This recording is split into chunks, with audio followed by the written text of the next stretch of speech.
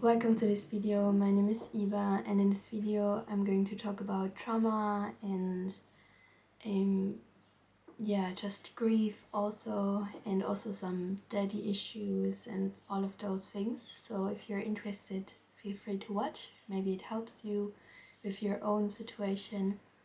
I just want to share a little bit about my story. So it's specifically about my story with my dad. I always had a very complicated relationship with my dad, trying to make him proud but not really getting the validation, and was liking him in some ways but not liking him in other ways. And so things have changed. And I can share a little bit why. So as you maybe know, right now I'm in the Canary Islands and I try to make a life here. I'm still figuring it out how I will do it. But so far, the last 6 months, I've been living in Gran Canaria, and my parents came to visit me. And before that, I was like really excited and really trying a lot to learn how to just how to have a healthy relationship with my parents. And I was really hopeful that I kind of can manage to have a healthy relationship with my parents and to be mature and to manage to have a good week here.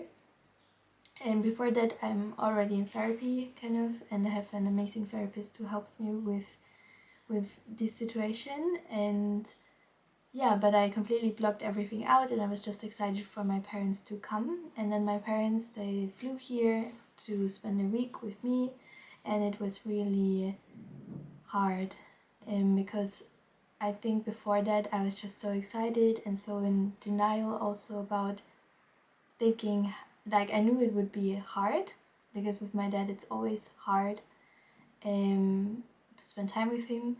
But I thought, okay, maybe I can manage, but of course I could not manage, and it was actually really, really, really hard. Why? Because in that week, and I also talked with my therapist about it, I realized that this relationship with my dad, it's not healthy. He doesn't treat me with respect, which is not okay. And when you are a child, you have no other choice. You stay in your family, but when you become an adult and you have corrective experiences like I met my ex-boyfriend was a really nice person. The guy that I'm dating right now is also a really nice person who treats me really well. So I had those corrective experiences, and once you actually realize that you should be treated kindly and respectfully, it's really hard to stay in a situation with my dad that is not consistently kind. And so it was a really, really hard week for me when my parents were here, and it ultimately led to the decision, which I had been having from time to time since like forever, to really minimize contact with my dad drastically.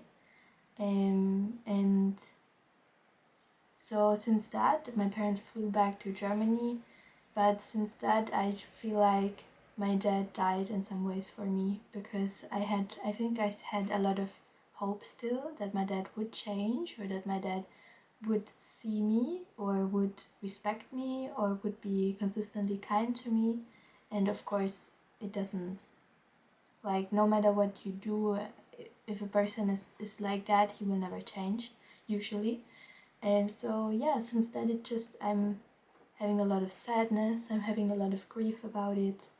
I'm crying a lot about it because it feels like the death of my dad, even though he's not dead. It feels like that because he doesn't, like, if I have problems now, I would not call him. So he's not for me a source of guidance anymore or of wisdom. And so it's been a really, really tough time actually. And I think that for most people, they will not understand. I think it's really hard. Either you have to be probably a therapist to understand it, or you were in a similar situation to understand it. But I think for other people, it's really hard to understand it. But it's been really tough, and there are so many layers with it as well, because yeah, I think just your parents, when you grew up with your parents, they really dictate a lot, and they influence you a lot as well. So yeah, it's been really tough to entangle a lot of different things, and also so many values that I've learned from my home family from my family, and now I don't agree with them anymore. So it's been a real process to actually, for me, grow up and to see, okay, what values from my family do I want to keep, what values are not helpful for my life, what is actually emotionally abusive as well. So yeah, it's been really hard. It's been really hard, but I'm really happy that I'm doing this process right now. Also, the therapist said it's really good to do this process now.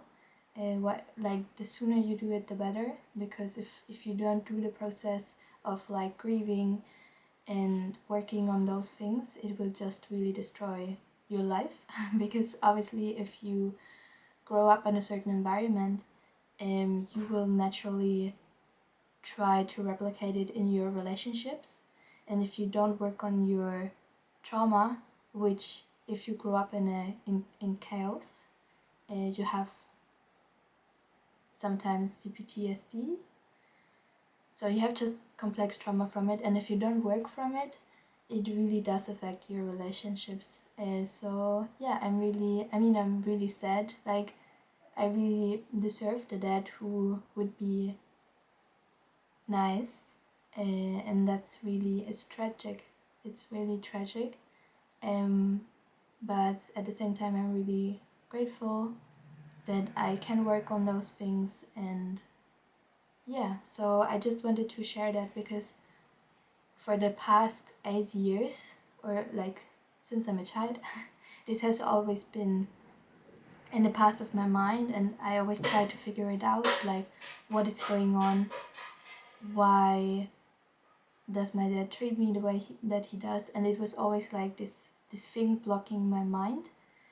And I feel like now I can finally let it go in some ways and really work it out. So yeah, if you're in a similar situation where you want to cut contact with a parent, or you want to radically minimize the contact with a parent, I know that there's so much pain and grief that goes into it, because usually children of parents who cut contact or who minimize contact, it's not that we don't love them, it's just we tried so many times to make it better, and was it never went better. So yeah, I just really want to, because one value that I've learned growing up is that when one person treats you in mean ways, or bullies you, or is unkind to you, that you just somehow need to manage and not take it personally, when in reality the right attitude would be, I deserve so much better, and it's not my job to stay in a situation where someone treats me bad. It's my job to actually leave that situation.